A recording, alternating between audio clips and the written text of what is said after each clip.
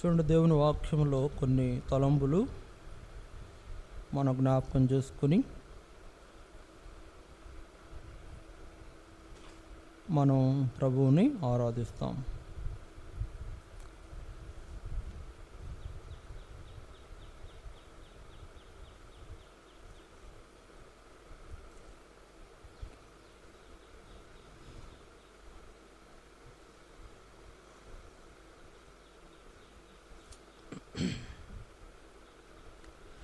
అపోస్తుల కార్యములు 2వ అధ్యాయం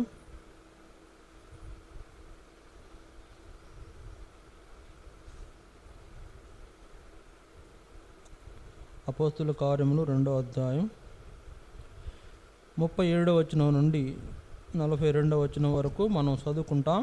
అపోస్తుల కార్యములు 2వ అధ్యాయం 37 నుండి 42 వరకు మనం చదువుకుంటాం. వారు ఈ మాట విని హృదయంలో నొచ్చుకొని, సహోదరులారా, మేమేమి చేతుమని పేతురును కడమ అపోస్తులను అడగగా, పేతురు, మీరు మారు మనసు పొంది పాప క్షమాపణ నిమిత్తము ప్రతివాడు యేసుక్రీస్తు నామమున బాప్తిస్మం పొందుడి, అప్పుడు మీరు పరిశుద్ధాత్మను వరము పొందుదురు.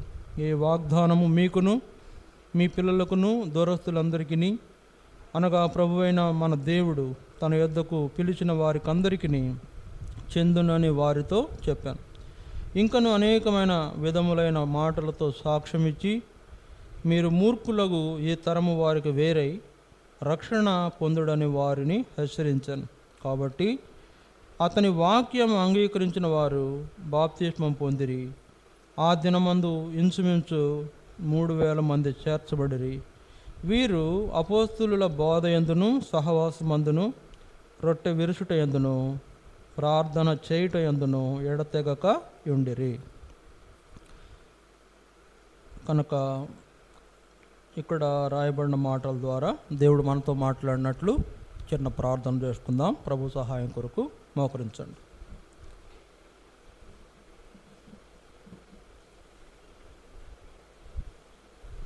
ప్రేంగల పరలోక తండ్రి, పరిశుద్ధుడు అయిన దేవ, మీ స్తోత్రాలు. ఈ సమయంలో మరొక పర్యాయం నీ పాదాలు చెంతకు వస్తున్నాము. మమ్మల్ని ప్రేమించి ఇచ్చిన ప్రభు దినంకై స్తోత్రాలు.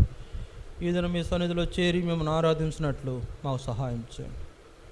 ప్రభువా, మేము మీ ఏర్పాట్లోకి తీసుకుని రాబడి మరి అపోస్తుల బోధలో, సహవాసములో, రొట్టె విరుసుట్లో, ప్రార్థన చేయుటలో, ఆరాధించుటలో మేము ఎడతెగకుండునట్లు మీరు మాకు కలుగు చేసిన రక్షణను బట్టి నిన్ను ఆరాధించుటకై సహాయం చేయండి.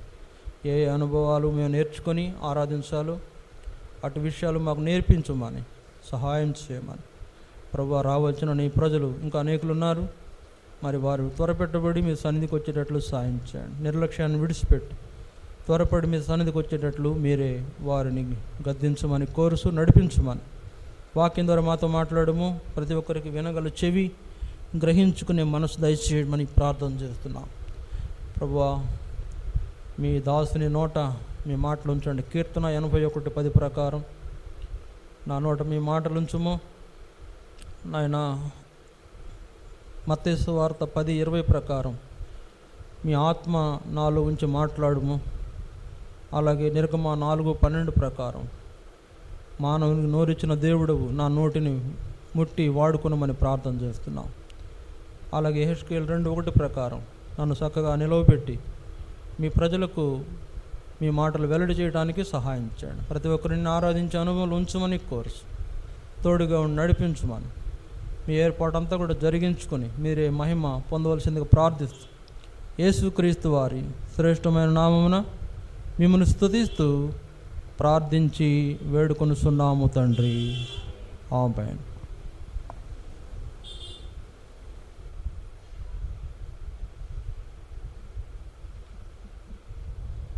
ఇక్కడ రాయబడిన మాటల్లో వారు ఎవరు? వారు మరి పేతురు వాక్యం చెప్తున్నప్పుడు, సువార్త చెప్తున్నప్పుడు ఆ సువార్త విన్నవారు, ఆ సువార్తను విన్నవారు అంటే అక్కడ 37వ వచనం మొదట్లో రాయబడింది, వారు ఈ మాట విని హృదయంలో నొచ్చుకున్నారు. తర్వాత 42వ వచనంలో వీరు ఎవరు? వీరు రక్షించబడిన వారందరూ కూడా 3,000 మంది, ఇంచుమించు 3,000 మంది రక్షించబడిన వారందరూ అపోస్తలుల బోధయందు, సహవాసమందు, రొట్టె విరుచుట యందు, ప్రార్థన చేయుట యందును ఎడతెగక ఉండ్రి. కాబట్టి ఇక్కడ వ్రాయబడిన మాటల్లో వారు హృదయంలో నొచ్చుకున్నారు అనే సందర్భం, మరి సువార్త, పేతురు సువార్త చెప్తున్నప్పుడు యేసు ప్రభువుని గురించి సువార్త చెప్తున్నాడు. ఏమని? ఆ జీవాధిపతిని మీరు సిలువ వేసి చంపారు, కానీ ఆయననే దేవుడు ప్రభువుగాను క్రీస్తుగాను నియమించెను అని సువార్త చెప్తున్నప్పుడు వారు ఈ మాట విని హృదయంలో నొచ్చుకున్నారంట. హృదయంలో నొచ్చుకున్నారంటే అర్థం ఏంటి? హృదయంలో పొడవబడుతూ వచ్చారు, హృదయంలో పొడవబడ్డారు. కనుక నొచ్చుకున్నారు అంటే వారి హృదయంలో వాక్యం అనే వారి వాక్యం ద్వారా వారు పొడవబడుతూ వచ్చినారు, లేకపోతే గుచ్చబడుతూ వచ్చినారు, వాక్యం ద్వారా సంధించబడుతూ వచ్చినారు. కనుక వారందరూ కూడా ఏం చేశారంటే మారు మనసు పొంది, పాపక్షమాపణ పొంది, బాప్తిస్మం పొంది సంఘములో చేర్చబడిన వారు. వారే అపోస్తుల బోధలో, సహవాసములో, రొట్టె విరుచుటలో, ప్రార్థన చేయుటలో, అంతేకాదు ఆరాధన చేయుటలో ఎడతెగక ఉన్నారు అనేది అక్కడ రాయబడిన మాటల్లో ఉద్దేశం. కనుక వీరిని మరి దేవుని యొక్క ఏర్పాట్లలోకి తేవటం కోసం యేసు ప్రభువు చేసినటువంటి సిలువ కార్యాన్ని పేతురు అక్కడ వారికి నేర్పించాడు, బోధించాడు. ఏమని బోధించాడు? సువార్తను వారికి చెప్పాడు. అందుకనే అక్కడ 36వ వచనంలో రాయబడింది, మీరు సిలువ వేసిన ఈ యేసునే దేవుడు ప్రభువుగాను క్రీస్తుగాను నియమించెను, ఇది ఇశ్రాయేలు వంశమంతర్యుడిగా తెలుసుకొనవలెనని చెప్పాను. ఇక్కడ యేసు ప్రభువుని గురించి పేతురు సువార్త ప్రకటించగా మారు మనసు పొంది, పాప క్షమాపణ పొంది, రక్షణ పొంది, బాప్తిస్మం పొందిన వాళ్ళు ఎంతమంది అంటే సుమారుగా 3,000 మంది. కనుక ఈ కార్యం జరిగించడం కొరకైనటువంటి, అంటే వారందరూ రక్షించబడు కొరకైనటువంటి కార్యం జరిగించిన యేసు ప్రభు ఎలాంటి అనుభవాల్లో ఉన్న వీరిని మరి దేవుని ఏర్పాట్లో తీసుకొచ్చి వారు రక్షించబడినట్లు కార్యం చేశాడు. ఈరోజు మనం కొన్ని విషయాలు చూడనంటున్నాం. సుమారుగా ఒక 7 విషయాలు మనము జ్ఞాపకం చేసుకుంటాం. అంటే చూడండి, మారు మనసు లేని ప్రజలు మారు మనసు పొంది, పాపక్షమాపణ పొంది, బాప్తిస్మం పొంది, రక్షించబడిన అనుభవంలోనికి రావటం వెనక వాళ్ళ యొక్క పరిస్థితి ఏమిటి, వాళ్ళ కొరకు ప్రభు ఏం చేశాడు అనే సంగతులు మనం ఈరోజు తెలుసుకోవాల్సిన వారుకున్నాం. అంటే ఇలాంటి వాళ్ళందరి కొరకు ఇప్పుడు నేను తలంపు ఏంటంటే, లోకములో ఉన్న పాపములో ఉన్నటువంటి వారందరికీ ఇవ్వబడిన ఈ గొప్ప ఆధిక్యత దేవుడు మన జీవితాల్లో కూడా ఎలాగా మరి ఆధిక్యత మనకు అనుగ్రహించి మనకు సహాయం చేస్తూ వచ్చాడో, ఎలాంటి అనుభవం మనం ఉన్నాము, ఆయన ఏ కార్యం చేసి మనలను ఆ యొక్క అపోస్తుల బోధలో అంటే దైవ ప్రత్యక్షతలోని మనల్ని తీసుకొచ్చాడో మనం జ్ఞాపకం చేసుకుని ఉంటున్నాం. చూడండి, ఈ దినము కొన్ని మాటలు, కొన్ని తలంపులు మనం జ్ఞాపకం చేసుకుంటాం. ఒక 7 సంగతులు. రోమాపత్రిక 5వ అధ్యాయం, రోమా 5వ అధ్యాయం 8వ వచనం చూడండి. రోమాపత్రిక 5వ అధ్యాయము 8వ వచనం. రోమా 5వ అధ్యాయం 8వ వచనం. అయితే దేవుడు మన ఎడల తన ప్రేమను వెల్లడిపరుచుచున్నాడు, ఎట్లనగా మనమింకను పాపులమై ఉండగానే క్రీస్తు మన కొరకు చనిపోయెను. ఇక్కడ వ్రాయబడిన మాటలను బట్టి మనము పాపులమై ఉండగా దేవుడు ఏం చేసినాడంట? మనం పాపులమై ఉండగా దేవుడు మన ఎడల తన ప్రేమను వెల్లడిపరిచాడు. మనం పాపులమై ఉండగా దేవుడు తన ప్రేమను వెల్లడిపరిచి ఏం చేసినాడు? యేసుక్రీస్తు ప్రభువుని మన కొరకై కలువరి శిలువలో బలిగా అర్పించి మనలను విమోచించాడు, నీతిమంతులుగా తీర్చాడు.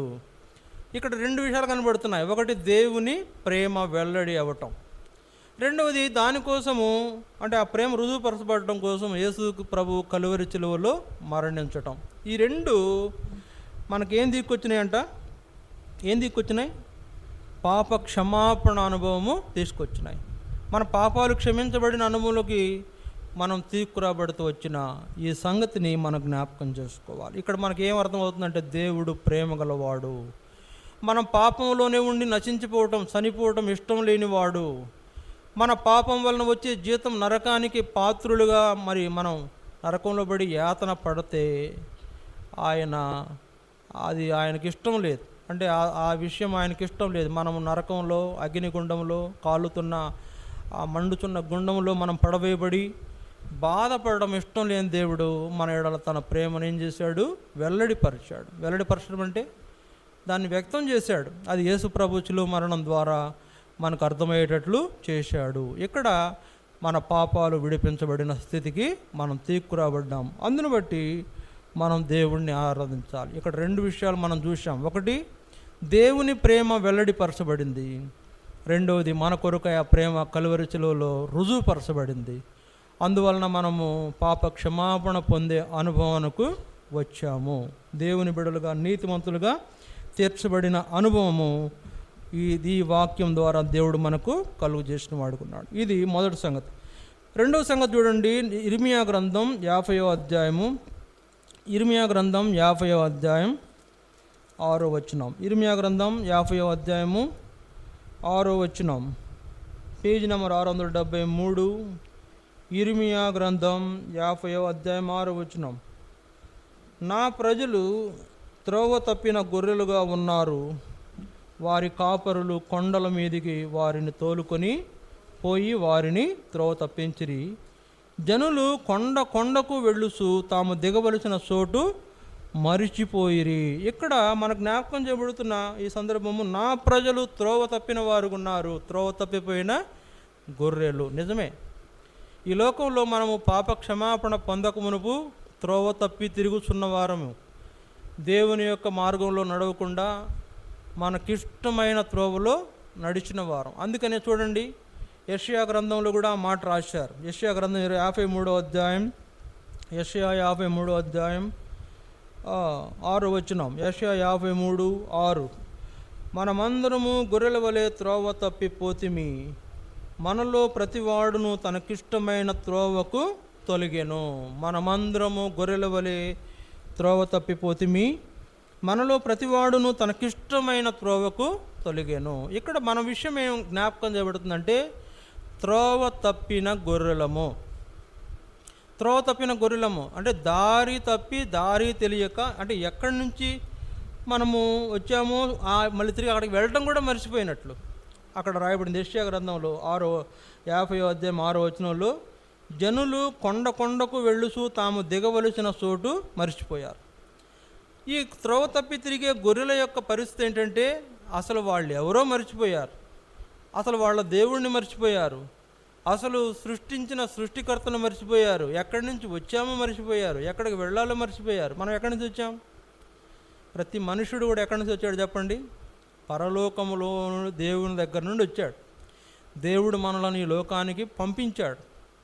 దేవుడు మనల్ని లోకంలో కొంతకాలం వదిలాడు, కొంతకాలం ఈ లోకంలో జీవించడం కొరకై మనలను పంపించాడు. అందుకని 90వ కీర్తన 4వ వచనంలో, నరులారా తిరిగి రండని పిలుస్తున్నాడు. అంటే అర్థం ఏంటి? పంపించాడు. వెళ్ళిన మీరు తిరిగి వచ్చేయండి అని అంటున్నాడంటే ఆయనే మనల్ని ఇక్కడికి పంపించాడు. తిరిగి మళ్ళీ మనం ఎక్కడికి వెళ్ళాలి? ఇప్పుడు ఎక్కడి నుంచి వచ్చామో అక్కడికే వెళ్ళాలి కదా, ఎక్కడి నుంచి వచ్చామో అక్కడికే వెళ్ళాలి. కానీ ఆ దారి మర్చిపోయాం. ఏంటి పరిస్థితి? ఆ దారి మర్చిపోయాం. ఏంటి పరిస్థితి అంటే, త్రోవ తప్పి తిరిగాం, మనకి ఇష్టమైనట్లు తిరిగాం. అందువలన వచ్చిన మార్గాన్ని మర్చిపోయాము, వెళ్ళాల్సిన చోటు మర్చిపోయాం.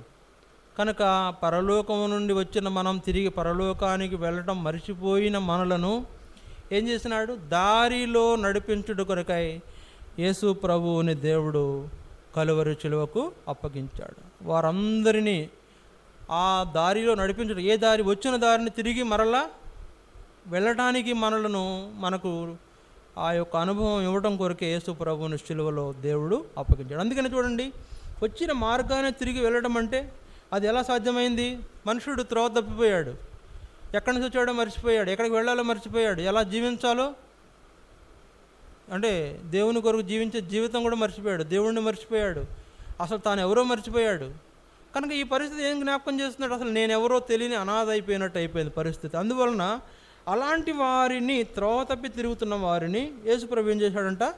మళ్ళా ఆయన శిలువ మరణం ద్వారా త్రోవ తప్పి తిరుగుతున్న మనకు త్రోవను ఏర్పాటు చేశాడు. అందుకే చూడండి, హెబ్రీ 10వ అధ్యాయం 19-20 వచనాలు. హెబ్రీ 10వ అధ్యాయము 19-20 వచనాలు. సహోదరులారా, యేసు మన కొరకు ప్రతిష్ఠించిన మార్గమున అనగా నూతనమైనదియు జీవం గలదియు ఆయన శరీరమును తెర ద్వారా ఏర్పరచబడినదియునైన మార్గమున ఆయన రక్తము వలన పరిశుద్ధ స్థలమునందు ప్రవేశించుటకు మనకు ధైర్యము కలిగి ఉన్నది కనుకను.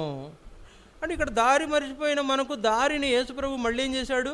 ప్రతిష్ఠించాడు. ఆయన ఒక మార్గాన్ని ప్రతిష్ఠించాడు. ఏంటా మార్గం?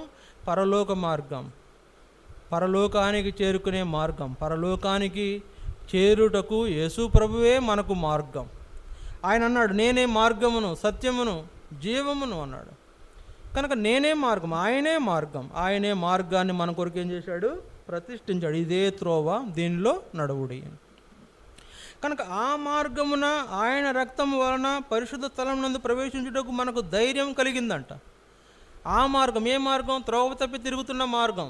మనం త్రోవ తప్పి తిరుగుతున్నటువంటి మార్గంలో నుండి ఆయన చూపించిన మార్గం నడుచుకుంటేనే మన యొక్క గమ్యము చేరుకోగలుగుతాం. ఎక్కడి నుంచి వచ్చామో అక్కడికి వెళ్ళగలుగుతాం.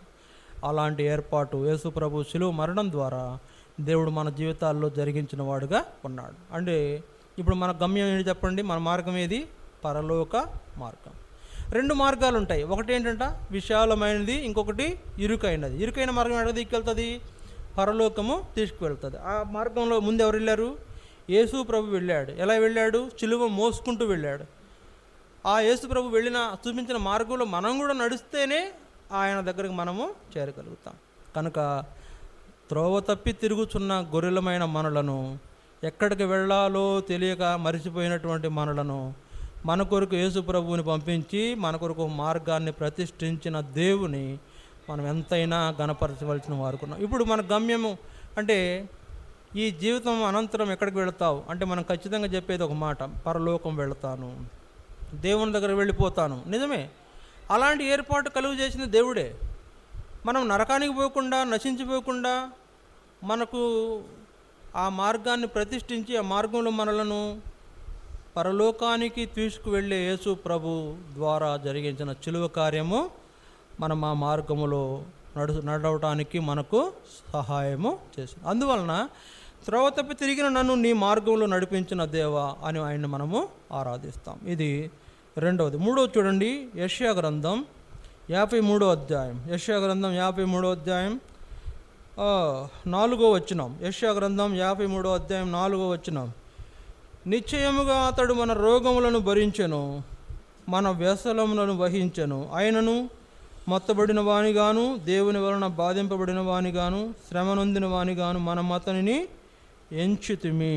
ఇక్కడ జ్ఞాపకం చేయబడుతున్న మరి సందర్భం ఏంటంటే, నిశ్చయముగా అతడు మన రోగములను భరించెను, మన వ్యసనములను వహించెను.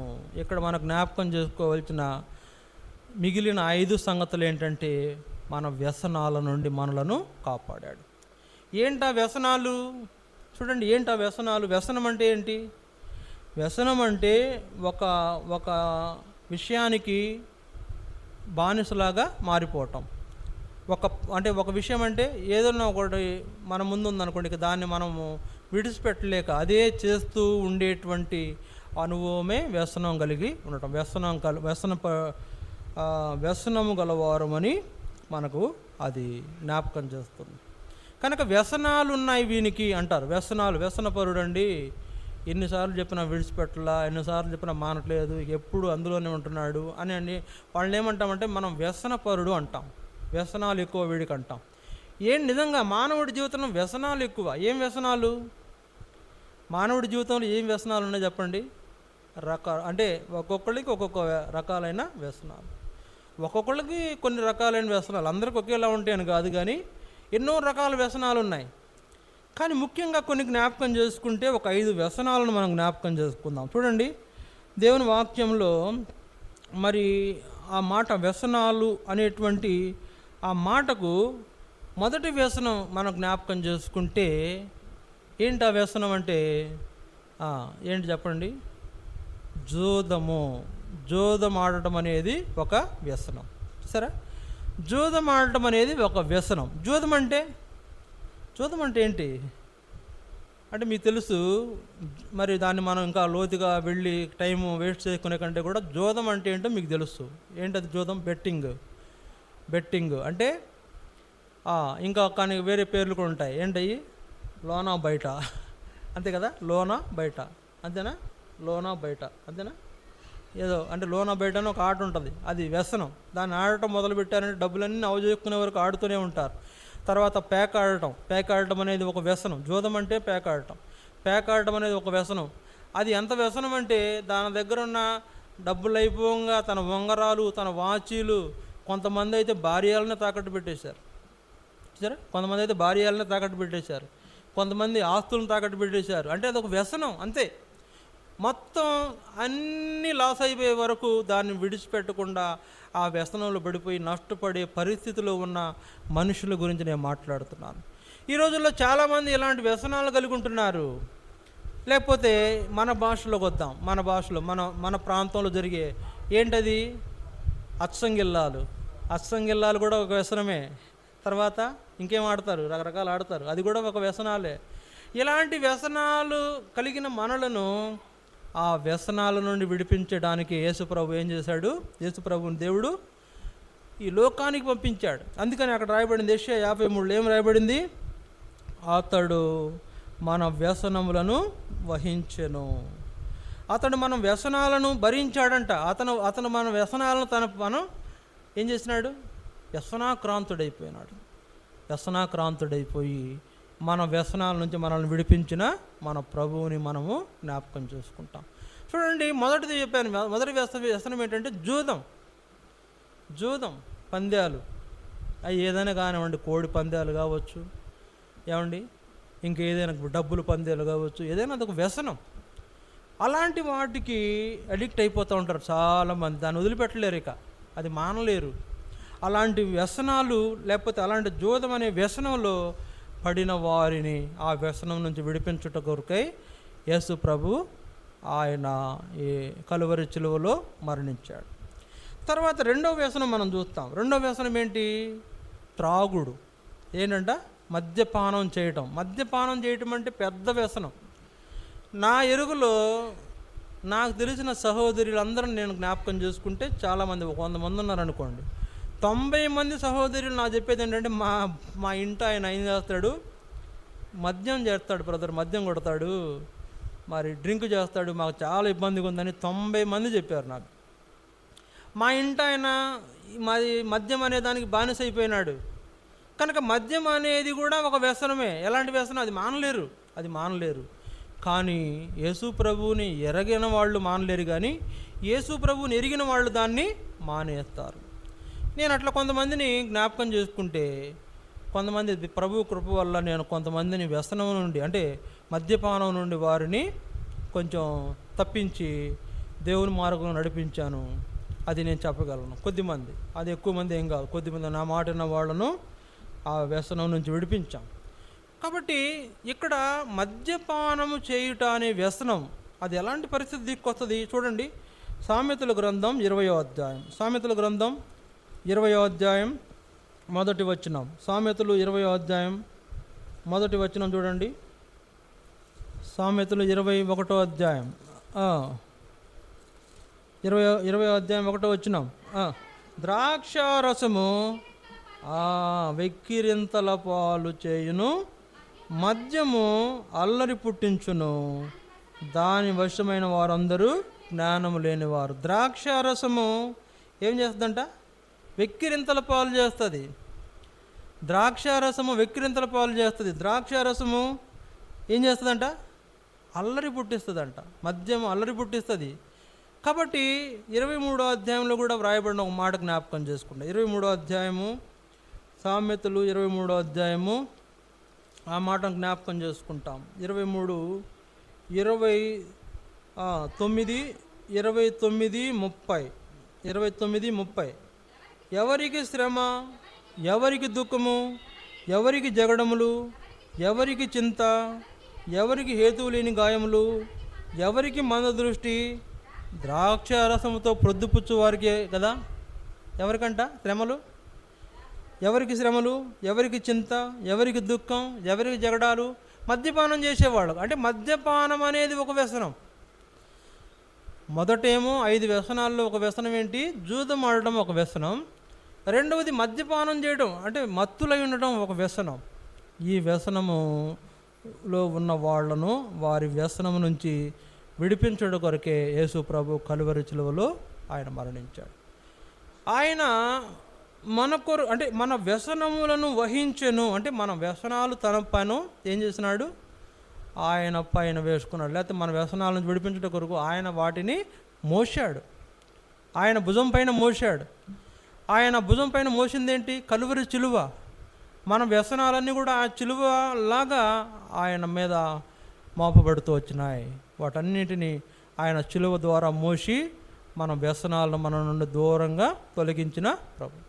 కనుక మొదటిదేమో జూదము, రెండవదేమో త్రాగుడు, మూడవది చూడండి. మూడవ వ్యసనం ఏంటంటే మత్తయి సువార్త 12వ అధ్యాయం 34వ వచనం. మత్తయి సువార్త 12వ అధ్యాయం 34వ వచనం. మూడవ వ్యసనం మనం చూస్తున్నాం. మత్తయి సువార్త 12వ అధ్యాయం 34వ వచనం. సర్ప సంతానమా, మీరు చెడ్డవారయుండి ఎలాగూ మంచి మాటలు పలుకగలరు?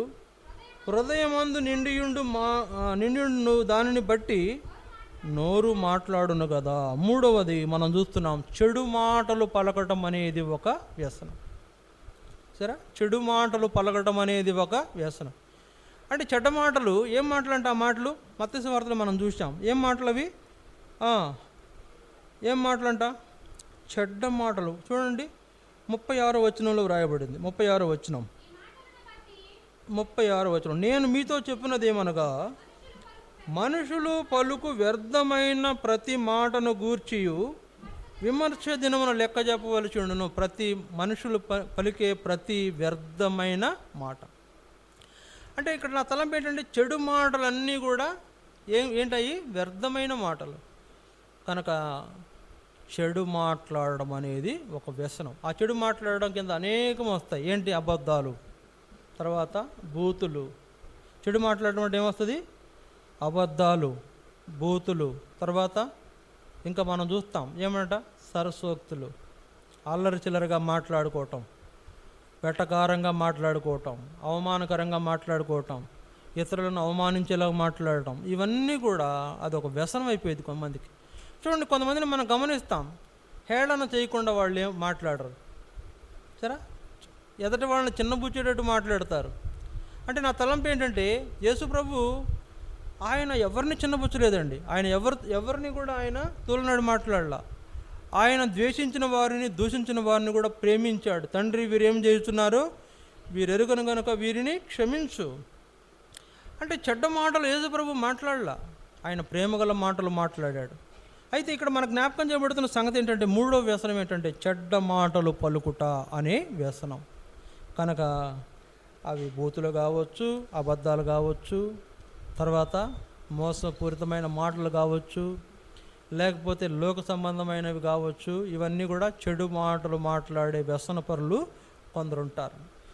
సరే, చెడు మాటలు అంటే నా తలంపు ఏంటంటే, ఇంకొక విధంగా ఏం చెప్పవచ్చు అంటే, దేవునికి సంబంధించిన ఏ మాట అయినా మాట్లాడితే దేవుని సంబంధమైన మంచి మాట. నువ్వు మాట్లాడే మాటలో దేవుని సంబంధమైన మాట లేకపోతే అది చెడు మాటే, అది వ్యర్థమైన మాట కూడా అనొచ్చు దాన్ని, చెడు మాట. చూడండి, మన నోరేం మాట్లాడాలా? దేవుని గురించి మాట్లాడాలి. మన నోరేం మాట్లాడాలా? రక్షణను మాట్లాడాలి. మన నోరేం మాట్లాడాలా? ప్రభువా, నా రక్షణకర్త అయిన దేవా అని మాట్లాడాలి. కానీ మనం నోరేం మాట్లాడుతుంది? అందువలన చెడ్డ మాటలు పలకటం అనేది కూడా ఒక వ్యసనం. వాళ్ళను చూడండి, ఇంకా వాళ్ళని కంట్రోల్ చేయలేం, ఎంతైనా కంట్రోల్ చేయలేం వాళ్ళని, ఆ మాటలను కంట్రోల్ చేయలేం. వాళ్ళు ఎంత కాదన్నా ఏం చేస్తారు? మాట్లాడుతూనే ఉంటారు. కనుక చెడు మాటలు మాట్లాడటం అనేది కూడా ఒక వ్యసనం. చెడు మాటలు మాట్లాడడం ఒక వ్యసనం, చెడు మాటలు వినటం ఒక వ్యసనం. కనుక మన యొక్క మాట ఎట్లా పెడితే అట్లా మాట్లాడడం అనే వ్యసనం నుండి మనలను విడిపించటానికి ప్రభువు ఇష్టపడుతూ వచ్చాడు. ఇది మూడవ సంగతి. నాలుగో చూడండి, మత్తయి సువార్త 19వ అధ్యాయం 20వ వచనం. మత్తయి సువార్త 19వ అధ్యాయం 20వ వచనం. ఆ, ఆ, ఆ,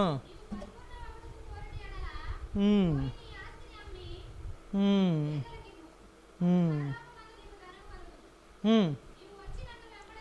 22 వచనం చూడండి, 22 వచనం. అయితే ఆ యవనుడు మిగులు ఆస్తి గలవాడు గనుక ఆ మాట విని వ్యసనపడుచు వెళ్ళిపోయెను. ఇక్కడ 4వ వ్యసనం ఏంటంటే డబ్బు. డబ్బు డబ్బు 4వ వ్యసనం ఏంటంటే డబ్బు. డబ్బు గురించి అనేక మందికి వ్యసనం. ఎట్లా వస్తుంది, డబ్బు ఎలా సంపాదించాలి, ఎవరిని తొక్కేసి సంపాదించాలి, ఎవరి దగ్గర నొక్కేసి సంపాదించాలి, ఎవరి జేబులో కొట్టు సంపాదించాలి, వాళ్ళ దగ్గర ఉండి మన దగ్గర లేకపోవడం ఏంటి, ఎట్లయినా మనం దాన్ని నొక్కేయాలి, లేదా మనం కూడా కలిగి ఉండాలి. డబ్బుల గురించిన వ్యసనం ఎక్కువ. అనేక మందికి డబ్బుల గురించి వ్యసనం ఎక్కువ. డబ్బులు అంటే డబ్బుల గురించి నేను మాట చెప్తాను. డబ్బు సంపాదించుకోవడం తప్పు కాదు, లేకపోతే డబ్బులు కలిగి ఉండడం తప్పు కాదు. డబ్బులను సంపాదించుకోవడం అవసరమే, డబ్బులను కలిగి ఉండడం అవసరమే. కానీ డబ్బుని మనకు అంటే దేవుని కంటే మించి గొప్పగా చేయడం తప్పు. డబ్బుని దేవుని కంటే మించి గొప్పగా చేయడం తప్పు. ఎందుకంటే సకలమైన ఐశ్వర్యములు గల మన దేవుడు ఉండగా మనకేం కొరత చెప్పండి? ఆయన అన్నీ ఇస్తాడు, అన్నీ ఇస్తాడు. నాకు తెలిసి నేను గమనిస్తున్నాను కదా, అన్నీ ఇస్తాడు. ఏది కొరత చేయడు, ఎక్కడ కూడా మనకు కొదువ చేయడు. ఏం కావాలంటే అంటే మనము దరిద్రులమైన మనము ధనవంతులుగా చేయబడడానికి ధనవంతుడైన యేసు ప్రభు దరిద్రుడిగా ఈ లోకానికి వచ్చాడు కదండి. లేకపోతే ఈ లోకానికి వచ్చి ఆయన దరిద్రుడిగా మారిపోయాడు కదండి. మనం ధనవంతులు చేయడానికే కదా, మనకు తన ఐశ్వర్యం ఇవ్వడానికే కదా. ఇది చాలామందికి అర్థం కాక డబ్బు డబ్బు డబ్బు, నాకు డబ్బులు కావాలి, ఎట్లా సంపాదించాలి. సరే, కష్టపడి సంపాదించుకుంటే పర్వాలేదు, ఏదైనా ఉద్యోగం చేసి సంపాదించుకుంటే పర్వాలేదు, ఏదైనా వ్యాపారం చేసుకుని సంపాదించుకున్నా పర్వాలేదు. కానీ దురాశకు పోయి ఆ డబ్బును ఏంటంట, ఒక ఆయనంట కథ రాశారు చిన్నప్పుడు. ఏంటంట, బాతు ఉందంట, బాతు. అది బంగారు గుడ్లు పెడుతుందంట. బాతు బంగారు గుడ్లు పెడుతుందంట. ఆ బాతును పెంచుకుని ఆయన రోజుకో గుడ్డు తీసుకుంటున్నాడు, హాయిగా బాగుంది, ఆహా ఓహో అని సంబరపడిపోతున్నాడు. తెలిసిందే మనకు. తీరా ఒక దురాశ కలిగింది, ఇది రోజుకో గుడ్డు ఏం లాభం లేదు, మొత్తం కోసిపడేద్దాం, ఒకేసారి 100 గుడ్లు వచ్చేస్తాయి అని ఆశపడ్డాడు, దురాశపడ్డాడు. ఏమైంది, బాతు చచ్చిపోయింది, వచ్చే కోడిగుడ్డు రావడం కూడా మనిషి. ఈ రోజుల్లో డబ్బు కొరకు ఆశపడి అక్కడ ఇక్కడ ఏం చేస్తున్నారు, వడ్డీలకు ఇస్తున్నారు, వాళ్ళేమో ఎగ్గొడుతున్నారు. ఇది గమనించాం మనం. అంటే వడ్డీలకు ఇస్తుంటే వాళ్ళు ఏం చేస్తున్నారు, ఎగ్గొడుతున్నారు. కొన్ని చోట్ల మరి కొంతమంది డబ్బులు తీసుకొని తిరిగి ఇవ్వని పరిస్థితి ఏర్పడినప్పుడు ఎందుకు ఇస్తున్నాం మనం? సరే, వాళ్ళు ఇవ్వని సంగతి పక్కన పెట్టు, ఎందుకు ఇస్తున్నాం? వాళ్ళకి ఇస్తే మనకేదైనా ₹1 లాభం వస్తుంది అన్నట్లు. ఇలాంటి డబ్బులు అనే వ్యసనంలో పడి చాలామంది నష్టపోతున్న పరిస్థితి కూడా యేసు ప్రభు మన నుంచి తొలగించడానికి. అందుకే నేను మీకు ఐశ్వర్యమును కలుగజేస్తానని దేవుడు చెప్పాడు. మీకు ఐశ్వర్యమును కలుగజేస్తాను అంటే ఐశ్వర్యవంతుడైన దేవుడు మనకు ఐశ్వర్యమును కలుగజేయవాడు అనేటువంటి సంగతి. అంటే ఆయన ఇస్తాడు, సరే, దేవుడు ఇస్తాడు. దేవుడు ఇచ్చినప్పుడు మనకు మంచిది. అది దేవుడు ఇవ్వకుండా మనం ఏదో ప్రయత్నపడి దాన్ని ఏదో రకరకాలుగా అంటే అది వ్యసనం. ఆ వ్యసనం వల్ల మనకు కలిగే నష్టం ఏంటంటే పరలోకం పోలేం. అందుకే అక్కడ ఏముంది, యేసు ప్రభువుని వెంబడించలేం. అక్కడ చూడండి వచనాల భాగంలో ఆ 19వ అధ్యాయంలో అక్కడ ఒక మాట ఉంది, ఒక మాట వ్రాయబడింది 21వ వచనంలో. అందుకు యేసు, నీవు పరిపూర్ణుడు ఒకటకు కోరినడలా పోయి నీ ఆస్తిని అమ్మి బీదలకిమ్ము, అప్పుడు పరలోకమందు నీకు ధనము కలుగును, నీవు వచ్చి నన్ను వెంబడించమని అతనితో చెప్పాను. అయితే ఆ యవ్వనుడు మిగులు ఆస్తి గలవాడు కనుక ఆ మాట విని వ్యసనపడుచు వెళ్ళిపోయాను. ఏమన్నాడు యేసు ప్రభు, నీవు నీకున్నదంతా బీదలకి చేసి నా వెంబడి రాను, నేను నీకు పరలోక ఐశ్వర్యం ఇస్తాను, నా వెంబడి రా అంటే, అబ్బో మిగులు ఆస్తి గలవాడు, అమ్మ నా ఇంత ఆస్తి వదులుకోవాలా, ఇంత ఆస్తిని వదులుకొని నేను వెంబడించాలా అంటే వ్యసన పడ్డాడట. అంటే ఆస్తి అంటే వ్యసనం, అతనికి డబ్బులంటే వ్యసనం. డబ్బులనైనా వదిలిపెట్టాడు కానీ యేసు ప్రభువుని వదిలిపెట్టేస్తాడు.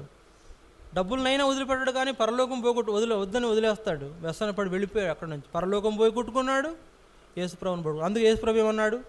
ధనవంతుడు పరలోకంలో ప్రవేశించుట కంటే సూది బెజ్జములో ఒంటి దూరుట చాలా సులభం అన్నాడు. ధనవంతుడు పరలోకంలో ప్రవేశించుట కంటే సూది బెజ్జంలో ఒంటి దూరడం చాలా సులభం. సూది బెజ్జం అంటే తెలుసుగా, ఏది మనకు బట్టలు కుట్టే సూది. ఆ సూది బెజ్జంలో ఒంటి దూరడం చాలా సులభం అంట.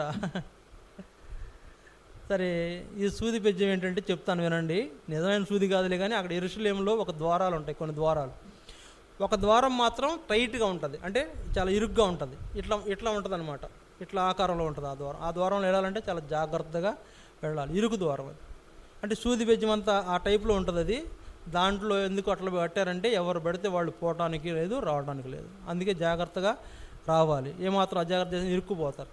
కనుక అందుకే యేసుప్రభు చెప్తున్నాడు, ఆ బెజ్జంలో ఒంటి దూరడం సులభం. మనుషుడే దూరలేని చోట ఒంటె దూరడం చాలా సులభమైపోద్దంట. ఏది? ధనవంతుడు పరలోక రాజ్యంలో ప్రవేశించడం కంటే సూది బెజ్జంలో ఒంటె దూరుట చాలా సులభం. సరే, కాబట్టి ధనవంతులు కావాలని వ్యసన పడుతూ ధనం కొరకు అపేక్ష కలిగి, ధనాపేక్ష కలిగి కీడులో పడిపోయే పరిస్థితులు కలిగిన ఈ వ్యసన పరులు కూడా ఆయన వారిని కూడా ఏం చేస్తున్నాడు? వారి వ్యసనాల నుంచి వారిని విడిపించుటకు ఆ వ్యసనాలు వారి నుండి ఆయన తన పైన వీపు మీద మోసుకొని వెళ్ళిపోయినాడు. ఇది 4వది. 5వది చూడండి, 2 పేతురు 2వ అధ్యాయం. 2 పేతురు 2వ అధ్యాయం దయచేసి చూడండి. 2 పేతురు 2వ అధ్యాయం 14వ వచనం. 2 పేతురు 2వ అధ్యాయం 14వ వచనం.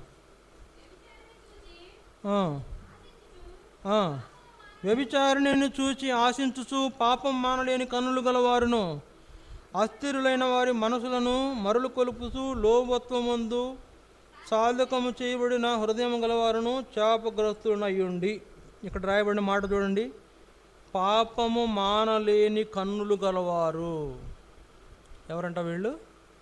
పాపము మానలేని కన్నులు. ఇది కూడా ఒక వ్యసనమే.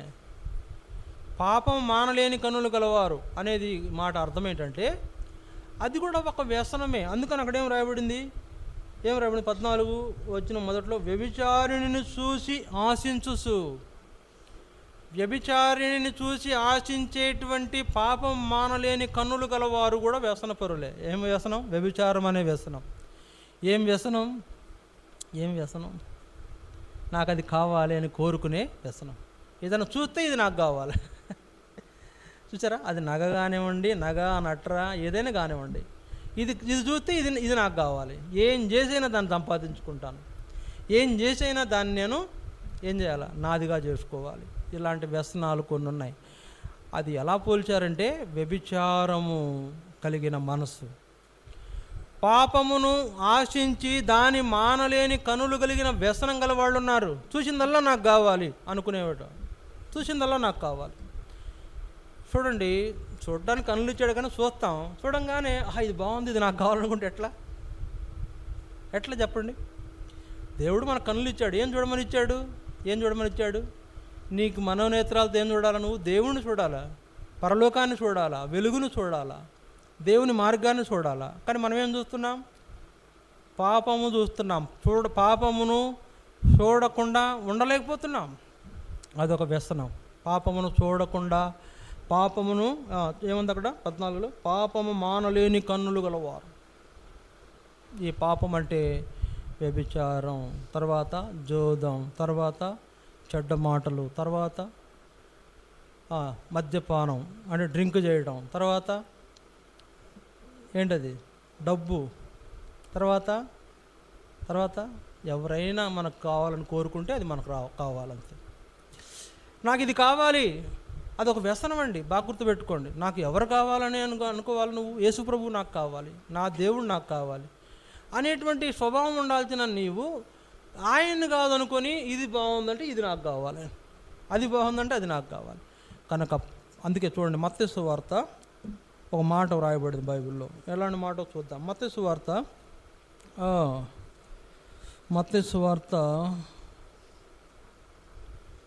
6వ అధ్యాయం 5వ అధ్యాయం. మత్తయి సువార్త 5వ అధ్యాయం ఏం చేయాలా? మత్తయి సువార్త 5వ అధ్యాయం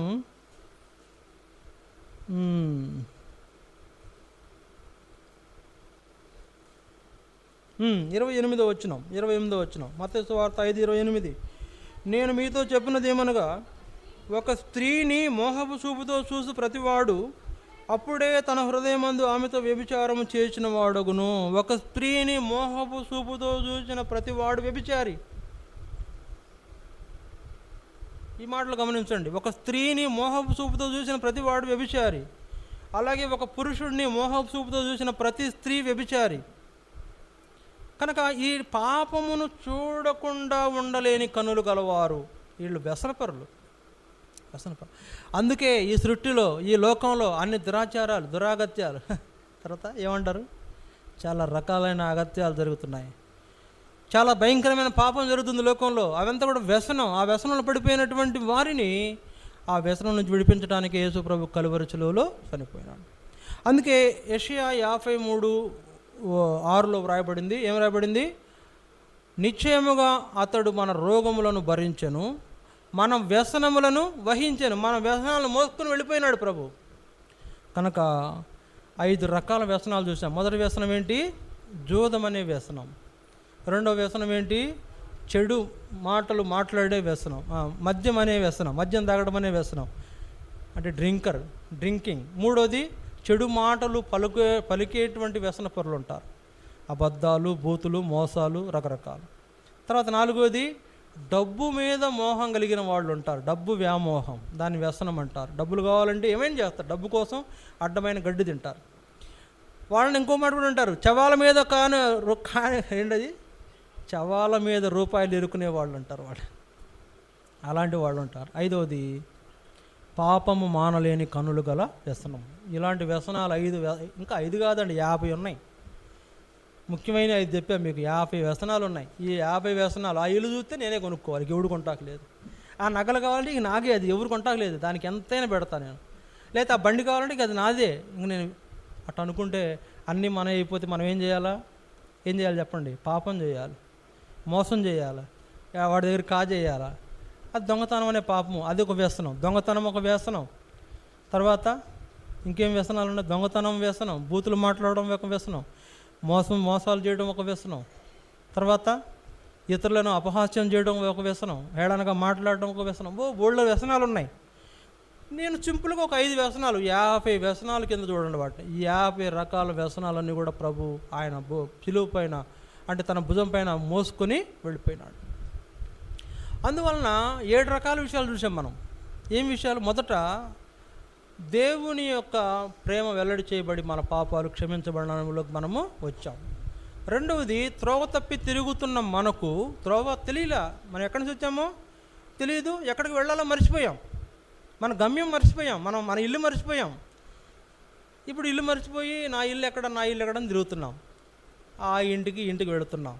ఇది ఒక రకమైన భయంకరమైన పరిస్థితి. అలాంటి త్రోవ తప్పి తిరుగుతున్న మనకు యేసు ప్రభు ఏం చేశాడు? ఒక మార్గాన్ని ప్రతిష్ఠించాడు. అదే కలువరి శిలువ మార్గం. ఆ మార్గంలో నేనే మార్గము అన్నాడు యేసు ప్రభు. ఆ మార్గంలో మన గమ్యానికి చేరుకునే ఏర్పాటు దేవుడు యేసు ప్రభు ద్వారా చేశాడు.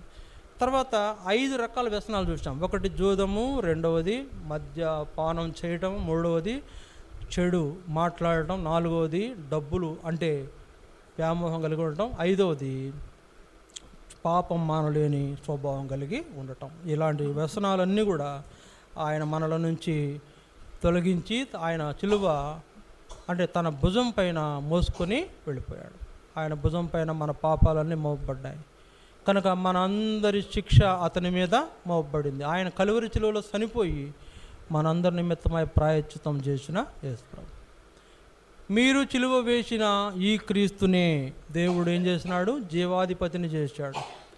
వాళ్ళు ఆ మాటలు విన్న వాళ్ళందరూ కూడా ఆ మాటలు విని దేవుని ఏర్పాటులో దైవ ప్రత్యక్షత అనుభవంలోకి వచ్చి దేవుణ్ణి సేవించేవారుగా వారు మార్చబడ్డారు. వాళ్ళు ఏంటంటే అపోస్తుల బోధలో ఉన్నారు, సహవాసములో ఉన్నారు, రొట్టె విరుసుటలో ఉన్నారు, ప్రార్థన సేటులో ఉన్నారు, ఎడతెగక ఆరాధించే అనుభవంలో వారు ఉంటారు. అలాంటి వారుగా మనం ఉండాలని, మనకున్న పాపాలు క్షమించి మన యొక్క త్రోవ తప్పి తిరుగుతున్న మనలను త్రోవలో నడిపించి మన వ్యసనాలన్నీ కూడా తొలగించిన ప్రభువుని మనం ఏం చేయాలి? జ్ఞాపకం చేసుకోవాలి.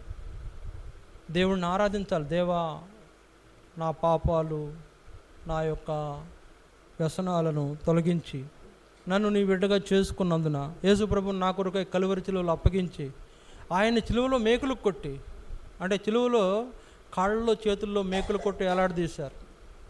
తలపై ముండ్ల కిరీటం పెట్టబడింది. నా కొరకై ముండ్ల కిరీటం పెట్టబడినవాడు, నా కొరకు ఆయన కాళ్ళలో చేతుల్లో మేకులు కొట్టబడినవాడు, నా కొరకై ఆయన పక్కలో బల్లెంతో పొడబడినవాడు, నా కొరకై ఆయన కొరడాలతో కొట్టబడినవాడు, నా కొరకై ముఖంపై ఉమ్మివేయబడినవాడు, నా కొరకు నాకు రావచ్చిన శిక్షలన్నీ ఆయన మీద వేసి నన్ను విడుదల చేసినందుకు నీకు వందనాలని మనం ఏం చేస్తామంటే దేవుణ్ణి ఆరాధిస్తాం. మోకరించండి. వాక్యాన్ని ఆధారం చేసుకుని మనం ప్రభువుని ఆరాధిస్తాం. ఒకరి తర్వాత ఒకరు ఆరాధించండి.